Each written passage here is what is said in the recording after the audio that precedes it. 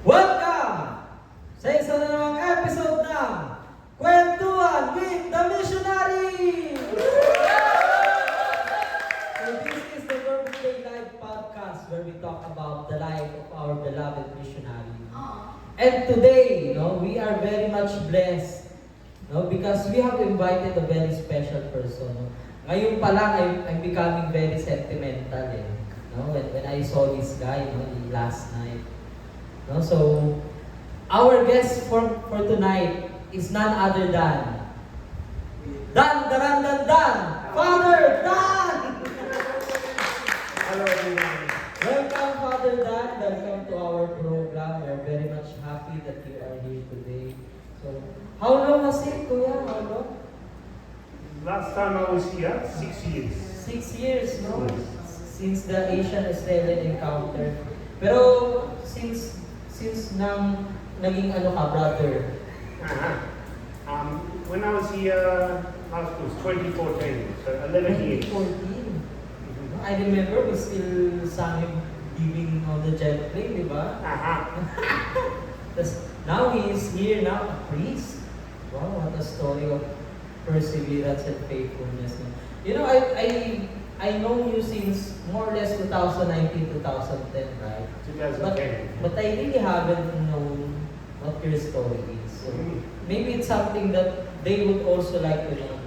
What is the story of our dear Father Dan? What's your story growing up? Okay, so I grew up in a Catholic family, a big family. We in Australia is very big, 9 children.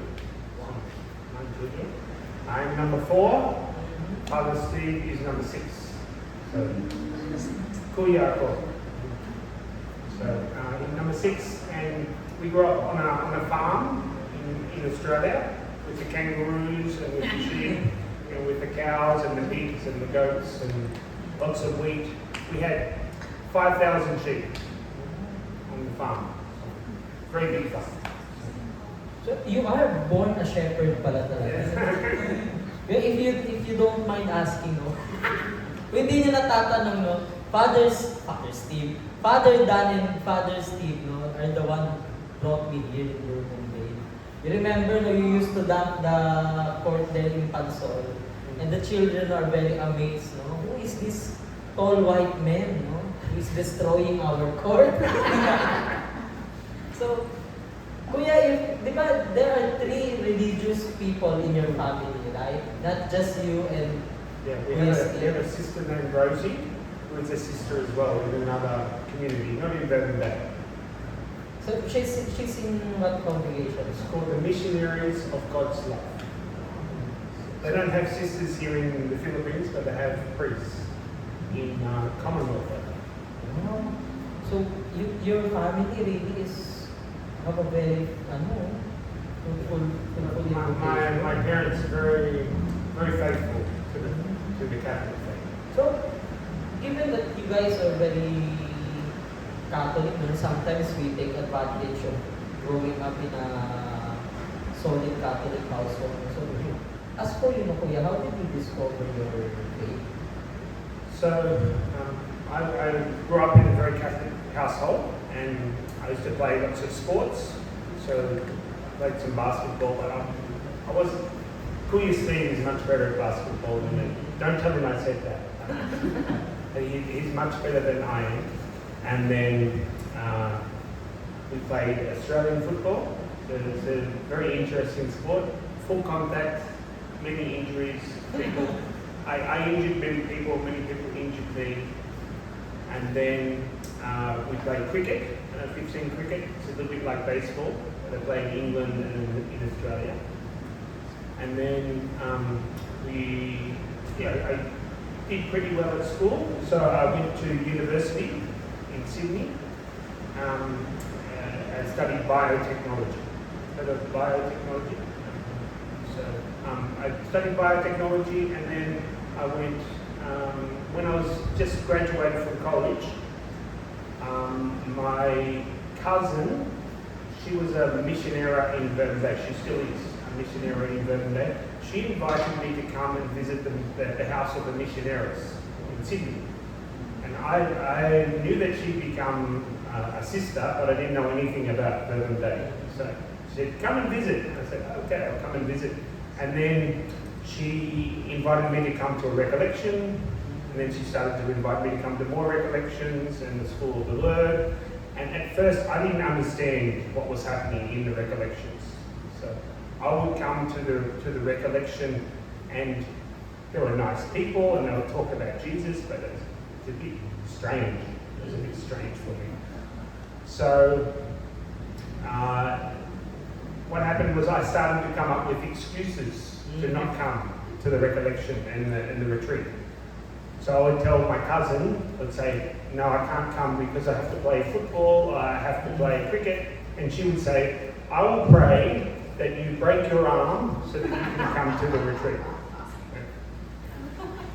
So, and then I had many injuries in football, so I think maybe because of her prayers.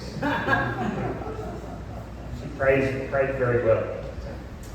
And then one day, Kuya Steve, he moved up to Sydney as well to study in college as well. So I'd finished college by then. I was working for Coca-Cola. Heard of Coca-Cola? Yeah. So it was very good work because they had free Coca-Cola all the time, free Fanta, free Sprite, all lots of awesome. Yeah. And then they would give me free trips to go to New Zealand and to Australia and to USA. And I went to China one time. So lots of many free things. And they'll go, do you want free tickets to concerts? So I think I went to see Metallica for free. Wow. I went to see, who else? There's quite a few other bands for free because Coca-Cola would sponsor. So I would do those things, but then Father Steve moved up to Sydney and he already had a big conversion in his faith with my sister's community. So he already got back into his faith. So he wanted to practice his faith more. So he went to, Frances had her vows, not her final vows, but my cousin who is a missionary. And so he went to that, and then she invited him to come to the School of the Word. So he started to come to the School of the Word every week, but I wasn't coming because I was going, no, I'm not interested, boring. So, but then I started to feel bad because he didn't have a car. I had a car, but so he had to use public transport. So he would take the train, like the LRT, and then he would take a bus and then another bus, and it would take him 1 hour and a half to get there.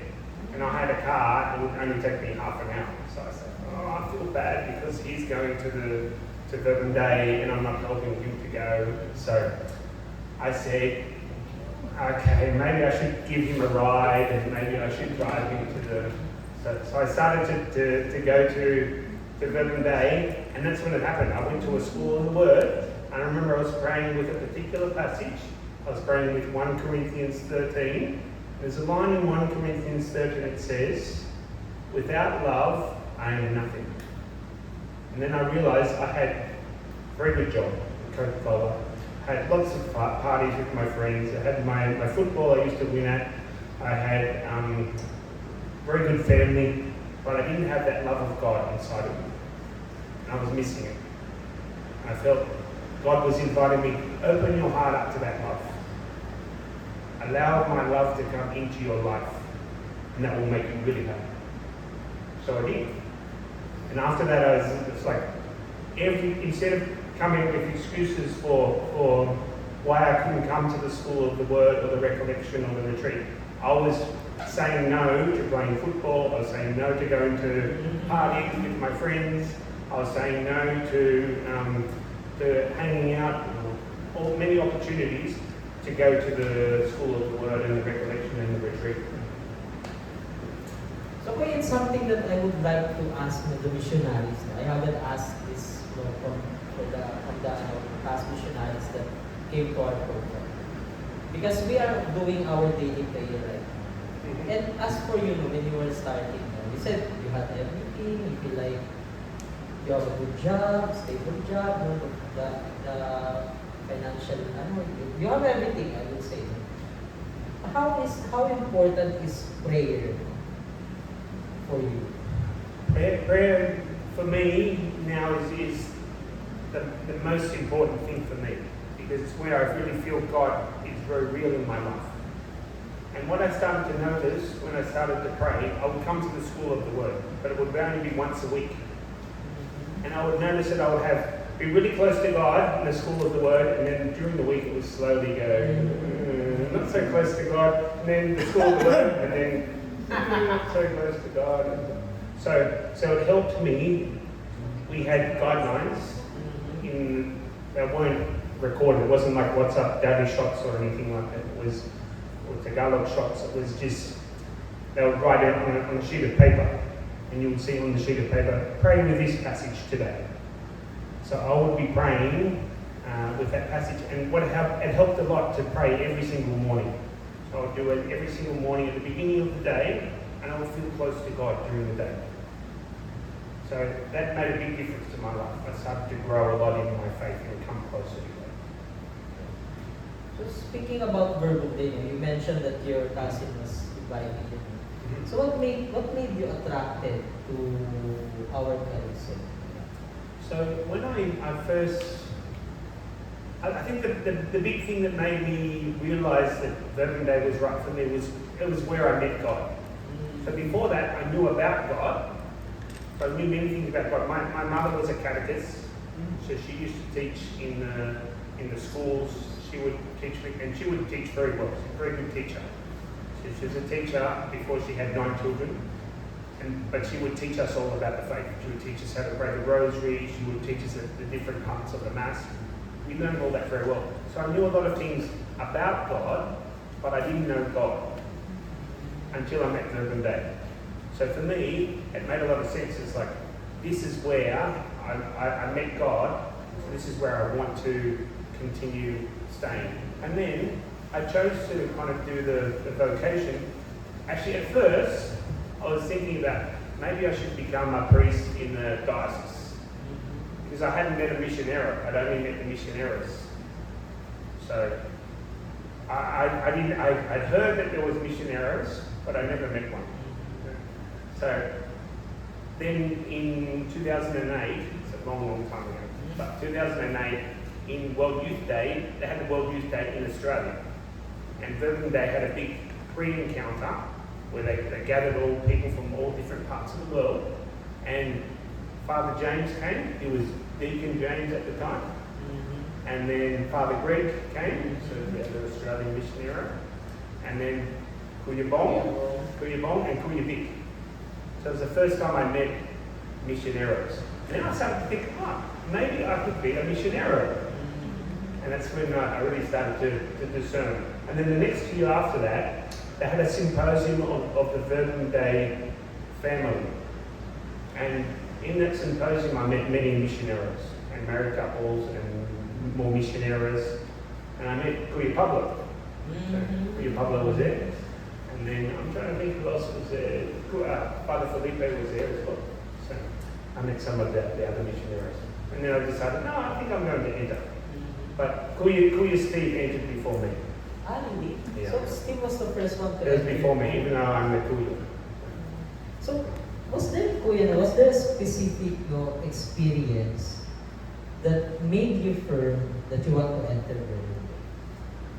I think when I started to see in World Youth Day, for example, I preached one of the talks in the encounter.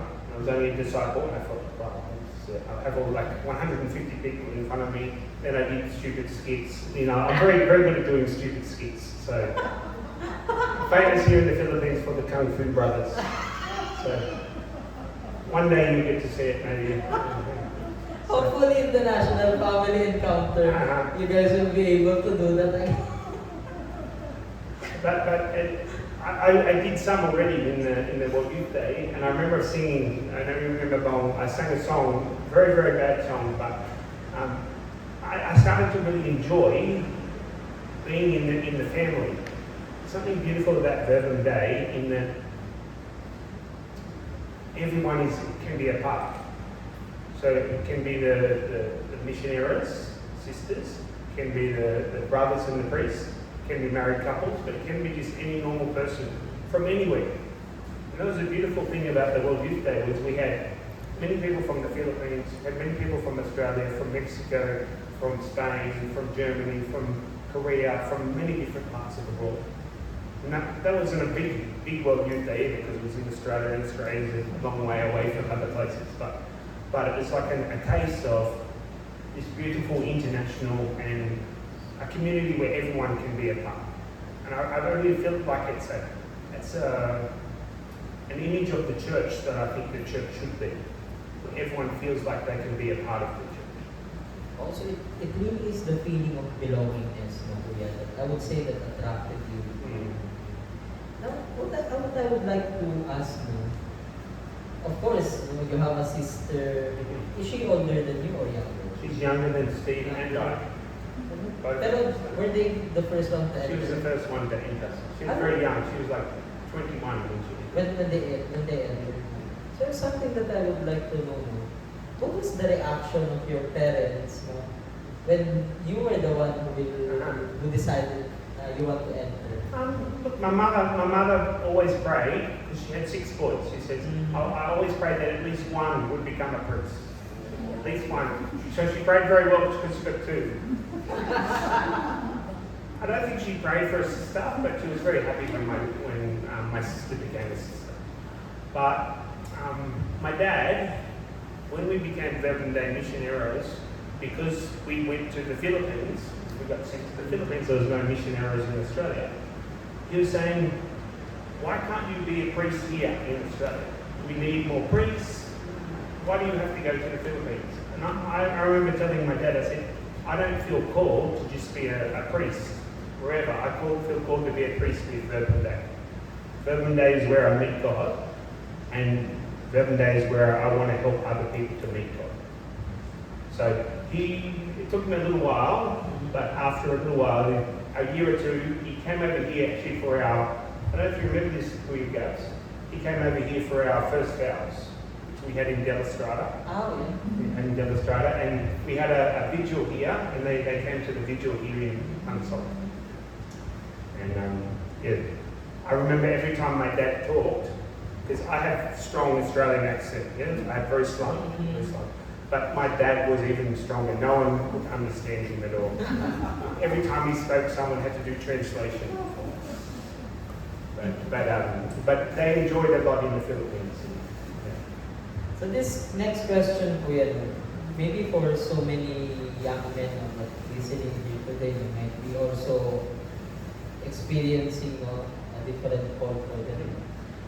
As for you, Kuya, what are the concrete steps that you took so that you'll be able to respond to that call? So, one of the things I did was, obviously I was praying already, but I started to focus on where is God calling me to go. And the more that I prayed with the idea of being a missionary, the more it became clear this is what God wanted. But God might want something, but you have to actually say yes. And that's the hard part sometimes, because you kind of go, well, for me, I was like, I have a very good job, I like living in Sydney, I have my family all close to me. If I become a missionary, I know I have to go overseas, and I have to tell everyone that I'm leaving my company to do this, and it's like, so complicated, but it was like, the more I prayed with it, the more I was thinking, this is what I feel like God is inviting me to do. If I don't do it, then I won't be saying yes to God. You never want to not say yes to God, because you're not going to be happy. So I think that one helped me a lot. And then my brother joining helped me a little bit as well. He's like, already joined me. If he can do it, I can do it. He's my little brother. So that's my next question actually. So what was it like to do it with your brother? How to have the community life with your brother? Was it an easy experience because there's a familiar face, or was it a challenge? I had more arguments and fights with my brother than anyone else. All the time we were arguing about this and fighting about this, and I think because we felt so comfortable with each other, I felt like I could call him names, I could hit him, because he was my brother. So I probably had more, but then also I think I was like very comforted by having him there. It's like coming from Australia to the Philippines was a big thing. It's a very different place. So getting used to the food and the climate, and then trying to understand some Tagalog, and trying to understand the culture. The culture is very different here as well. And it helped to have someone with you who you could share with and you could feel close to. So I was very thankful for having him most of the time. Sometimes not so much. Especially because he was much better at basketball. Was it an easy adjustment for you, Kuya? Because diba, it's different when you get to call your own shots, diba? When you are the one working, you know? Mm-hmm. You have your life on your own. It was a little bit difficult. It was a little bit difficult because, like you said, I was 32 when I joined, so I wasn't young. So I was 32, and I was used to living away from home since I was 18. So, and a lot of the time by myself. So I could make all the decisions. I could decide to go here and there, and I had money, so I could do whatever I wanted. And then you come into Verbum Day, you take a vow of poverty, and then you have superiors who are telling you what to do, and then you're living with all these other crazy people. So it's like, cool, you're wrong, imagine. So it wasn't so easy sometimes. And I thought, when I was thinking about the 3 vows that we make 3 vows: poverty, chastity, and obedience. I thought, oh, maybe especially because I had a lot of things, I thought, oh, maybe poverty will be hard. Maybe chastity will be hard because there's many pretty girls in the Philippines. Maybe, but I thought, obedience, you just do what the people tell you. It's easy. I found that was the hardest one.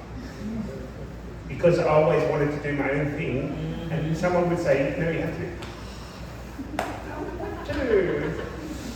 So it was hard, the obedience part sometimes. Yeah. But I always admired Kuya Jojo, because Kuya Jojo was 45 when he began. And you guys are batchmates. We're batchmates. So I used to look at him, and all of his formators were much younger than he was. And they were telling him what to do, and he would just do it. I was going, wow, this man has been living by himself for 25 years, and he should know what he wants to do, but he would follow. So I would go, if Kuya Jojo can do it, I can do it. So what was it like, Kuya, to be assigned here in Manila? In your time, in 2008? 2010. 2010. What was the experience like for you? First, at the beginning, everything was very new. So it was very exciting. It was very exciting. So taking a tricycle, taking a jeepney. I would walk down the street and everyone would stare at me, look at my nose, and the little kids would come up and they would pull the hair on my arms. And then the kids would be asking me if I have contacts because my eyes are blue. And I wonder who are those kids, no? Yeah, I don't know who those kids are. They climbing, hanging off my arm. I remember I brought over a lot of t-shirts, and all the t-shirts got stretched because people like Gabs were like hanging off my. We used to love, we were down in 36 Console, and we used to love playing with the kids because they would come for the rosary, and they would love more playing with us than the rosary. So we used to manage to get them into the chapel, we would pray the rosary, and then we would do acting for them. So we would act out different scenes from the Bible. So I remember one time I was playing Goliath. So I had a helmet on my head and I was like coming up, and then some small missionary, he knocked me down. I had to die. But I enjoyed the Philippines. Like I said, at first everything was new and fresh and different. Then after a while, like the honeymoon season ends, and you realise I have to eat rice 3 times a day, which I'm not used to. It's very hot in Manila sometimes. We didn't have any aircon in the house, so like you guys. And then, you know, sometimes, because in Sydney you would have aircon in your house most of the time. So it was a big adjustment in some ways. And then you're a long way away from my mum and dad. So one of the hardest things was in the first year that Father Kuya Steve and I were here, my dad had a heart attack. So we were here and he was back in Australia and he couldn't be there. So all you could do was pray. Pray for my dad. And in the end, he's still alive now, he's still doing well. So, but no, there's some hard things about the Philippines. And then even, it's quite different, the culture, as I was saying before. So sometimes when you're there trying to understand how things do happen and why things happen, it doesn't always make sense from my Australian mind. Yeah, I know there has been so many challenges, I can only imagine. But what do you love most about doing the mission in the Philippines?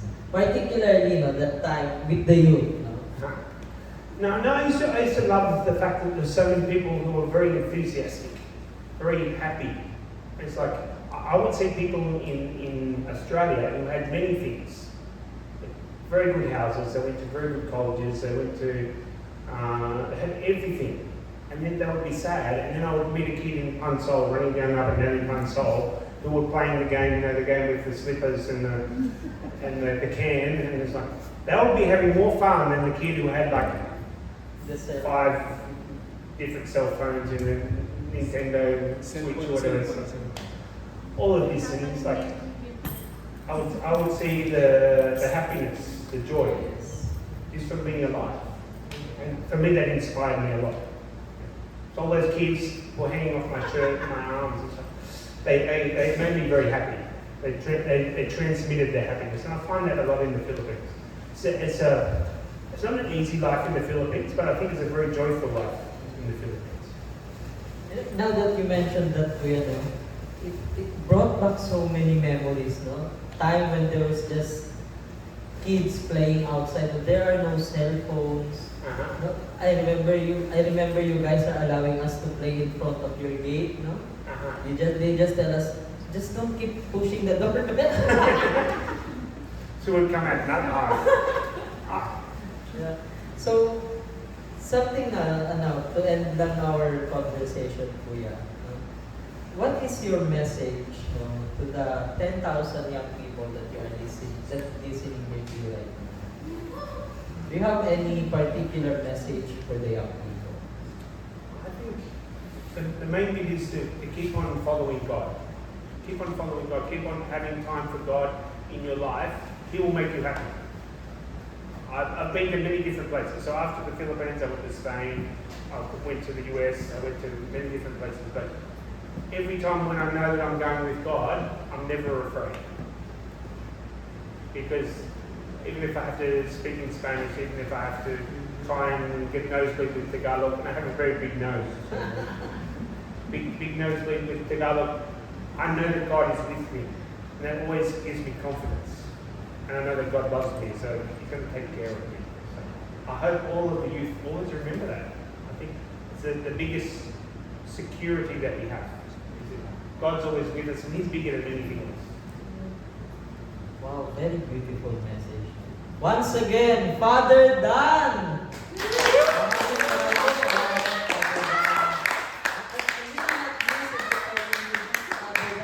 Kuya Dan, thank you so much. Talking with you really feels like home. That's what I would say. Brought back so many good memories in me. So I will now open the floor for the questions that maybe these young people have for you.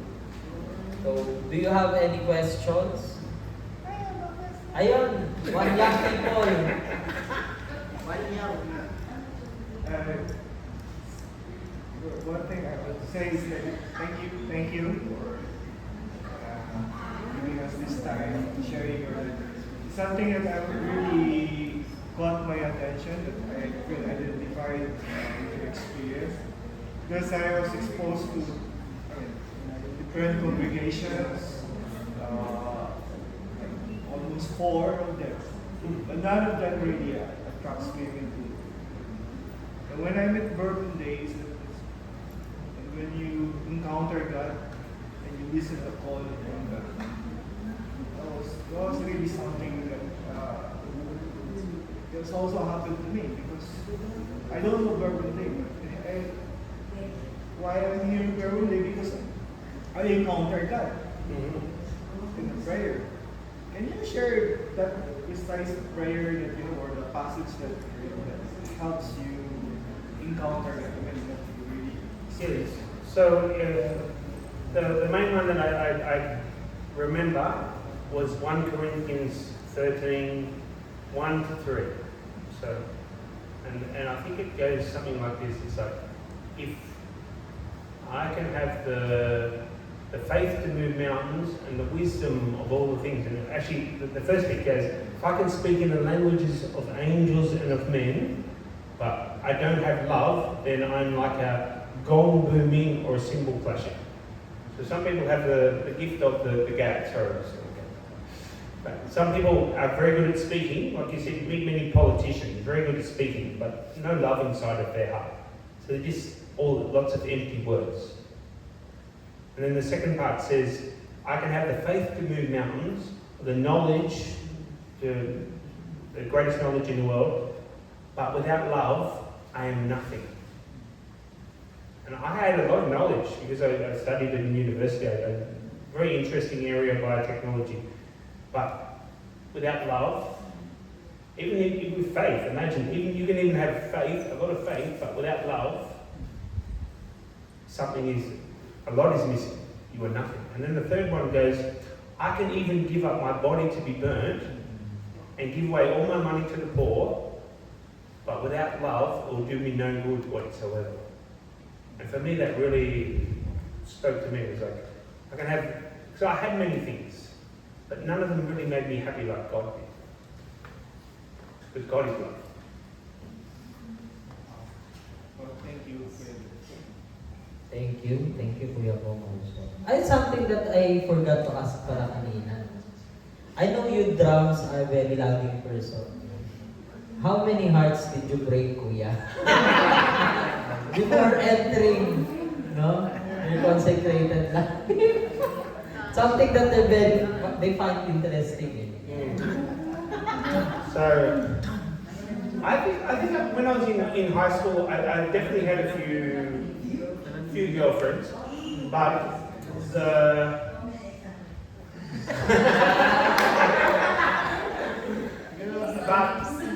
but then I think I wouldn't say like serious girlfriends. I don't think I really had that many serious girlfriends. So I had I remember as an adult, I went out on some dates with some girls, but none of them really, we didn't really click. And then I remember when I was kind of just thinking about whether I should become a priest or not, there was a lot of girls around who liked me a lot. I could tell they liked me a lot. Should I choose them or should I? And in the end I said, no, I'm going to choose God. As good as the girls were, they're very beautiful girls, but God is better. God is the winner. God is the winner of my heart. Do you have any questions you would like to ask? Lord, tanong mo na yan. No, it's John. John. John. John.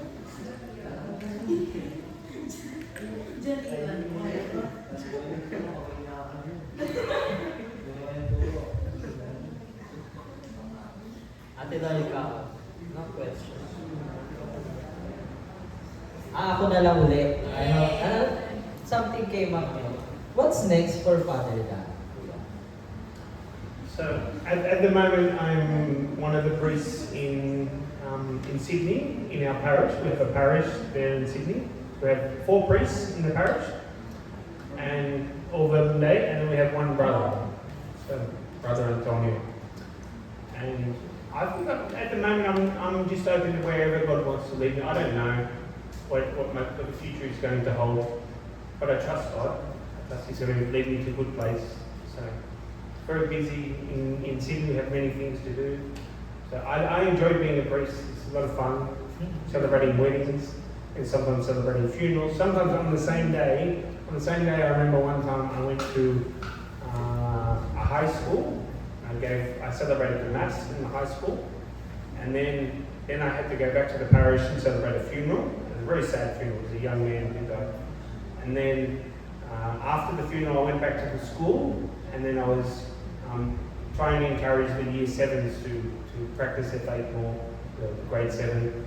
And then I went to it and celebrated a wedding, and then I had another meeting after that. Very busy. That's a lot of schedule. Good thing you don't mix up your homilies. You give your homily to the funeral, to the wedding. Good thing you don't mix them up. Can you explain the setup of Verbum Day in Australia? Because you have one parish but two churches, right? Mm-hmm. Yeah, So then a school there. So we have a parish, which used to be 2 parishes, but they were quite close together. They were only 1.5 kilometres apart. So here in Quezon City is actually quite common. Like a Lady Pentecost is very close to Dallas. But in Australia, there's not that many Catholics. Unlike here, it's like 85% Catholic. In Australia, it's about 20% Catholic. So they're a bit smaller. So when they built the churches, there was enough people going to the church to have separate parish. But then it became a bit smaller, so they said, let's put the 2 churches together in one parish. So we have inside that parish, each of the churches has its own little school inside it as well. So elementary school, Catholic. So we also help the kids in the school. And then in between is a big high school, boys' high school, and there's about 800 boys in the boys' high school. So we take care of all of that. But then there's another boys' high school a little bit further away, which has about 900 boys, and I'm also the chaplain there. And then we also have the university, which I went to actually, my university, Macquarie University, and Father Daniele is the chaplain there. So we're responsible for all of that, and then we have all the things like the funerals and the weddings and all the normal masses and preparing people for Holy Communion and lots of confessions. And very busy. And apostolic, right? Yeah, and then on top of that, so that's all of the stuff we do in the parish, but then we have Verbum Day things on top of that as well. So we have the School of the Word, we have Revision of Life with the different groups, we have School of Apostles, we have retreats, we have recollections, we have all of these different things. So do you have a particular ministry that you're involved in? I used to be doing what they call the RCIA. If you've heard of the RCIA, not very common here in the Philippines, but in Australia, it's actually growing. It's for people who want to become Catholic as adults. So in Australia, because there's only 20% Catholic, many people they meet a Catholic and sometimes they start to date the Catholic and they want to get married. They go, how about you become Catholic? And they go, oh, it'd be interesting. So they have a program because you have to give different education to adults. So when you just baptize a baby, you don't have to give them any education, you just baptize them. But when someone's getting baptized as an adult, you want to make sure that they understand what their faith is. So for the last 5 years, I've been running our program to do that, the parish. But now I'm going to hand it over to Father Daniele. So I'm finished. But on top of that, I do a lot of weddings. So Father Greg is our parish priest. We do most of the weddings in the parish. We have about, because it's not as big as the Philippines, we have about 50 or 60 weddings per year. So I do about 20 of those. Well, it's good to know that there is a parish that's being run by a group.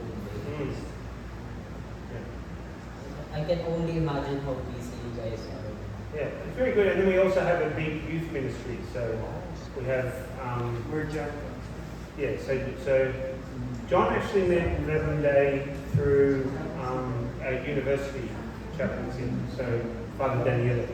Yeah. But you met Sophia and Shahana. Yeah. They kind of met Verbum Day through our youth ministry in the parish. We have a elementary school, kids, and then we have high school, and then we have young adults, like teenagers and young adults. And we have a young professional crew as well. So Kuya Steve does the young adults and the teenagers. Wow. So he never outgrew the youth. He's still with the youth. He's still with the youth. He has not got so much hair anymore, but Well, that's where you guys are being called talaga. And we can really see, no, that it has become a very fruitful ministry for the Do you have questions? More questions?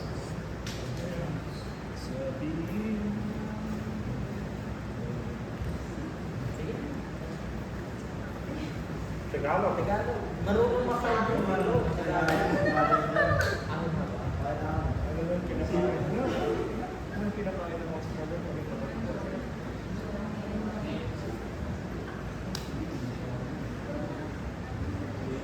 Ito. I also asked this to Sophia, but I don't know if there is a that version of this answer. So how do we really eat the Vegemite, Kuya? Because the first time I tasted it, I hated it. Normally, you have to know how to eat it. It's a very particular way. So, normally you have bread. Toasted bread is very good. So you toast your bread. Pandesal is actually good with Vegemite. But you put a lot of butter or margarine, and then only a little bit. You put too much, very strong taste Vegemite, but only a little bit tastes good. Unless you're Father Greg. Father Greg puts on very good. So you don't eat it spoonful? No, not like Nutella. Because that's what I did. The chocolate spread is different. You should not eat spoonful. Spoonful is no good idea. Very salty. Is that the reason why the Australian are taller? Yeah, of course. The Vegemite, pure Vegemite.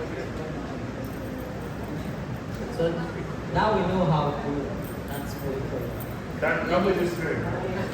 Any more questions? Wala na? Do you have? Okay. Once again, our dear Father Dan Drum! Thank you, Father, for gracing our program. Would you lead us for a closing prayer?